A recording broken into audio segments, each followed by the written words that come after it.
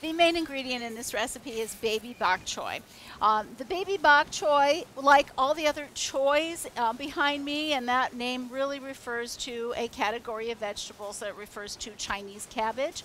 This one's small, unlike the larger version, which is quite a difference in size. But what they have in common is that they have this larger base. It's almost like celery-like stalks. It tastes a little bit like a mild sweet celery, and the tops are leafy and a little bit like spinach. The next thing I need is some shiitake mushrooms. Now what makes this mushroom a little different from others is its wide cap like this that remains open. It has a stem though that is it's sort of woody, and you do need to remove it and discard it and not cook with it. It's very meaty textured, so it's a wonderful mushroom. However, this convenience package has them already cleaned, stemmed, and sliced for me, so I think this is the one I'm using today. Unlike classic oyster sauce, which is made from fermented oysters, this vegetarian option is made from mushroom extract.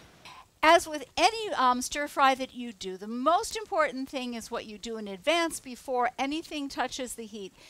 That's what really counts, because we've got all of our mise en place ready to go, meaning everything is chopped, our sauce is made, everything is right here ready for us to cook, because once you get started, this is a very, very quick process.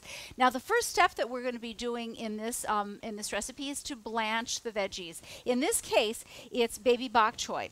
And the reason that you blanch baby bok choy, which means putting it in boiling salted water, is to set the color, because these will stay nice and bright and green, and also it's a pre-cooking technique, so that at the very end, when you go to combine the sauces with the veggies and all the seasonings, this will take very, very little time to cook. So those are all in the boiling salted water right now. That'll take about 1.5 minutes to cook, and that's it. So we'll be back in a little bit. Okay, I've already drained the bok choy and arranged them on a platter so that when we have the sauce made, that we'll be ready to go and finish this dish. Now, my wok is heated on low at this point. So once we have that heated on low, we're adding our peanut oil to the wok.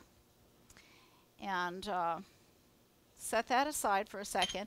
Now we want to add our garlic and ginger to this.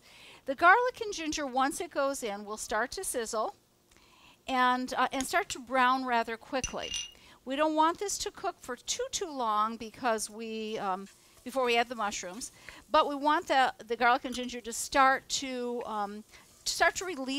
release the aroma and the flavor. So as you see, we're cooking this on low for maybe about 30 seconds or so until it starts to sizzle. Okay, now we can add our mushrooms, but first let's turn that up to high.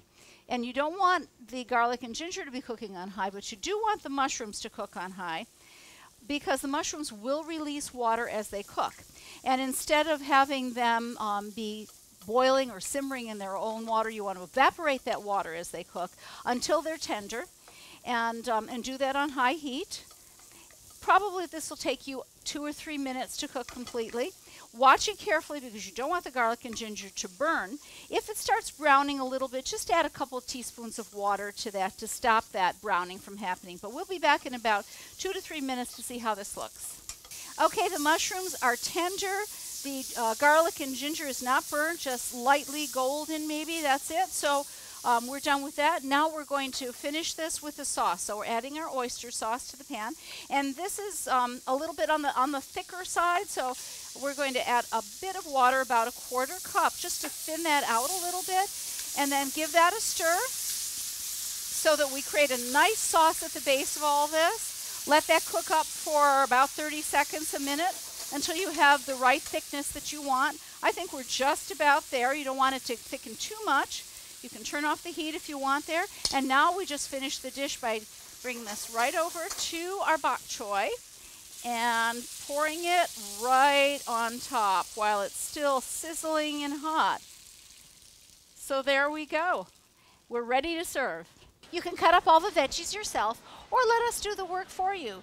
Look for these meal kits like this at the Fresh Cut Veggie Station in selected stores.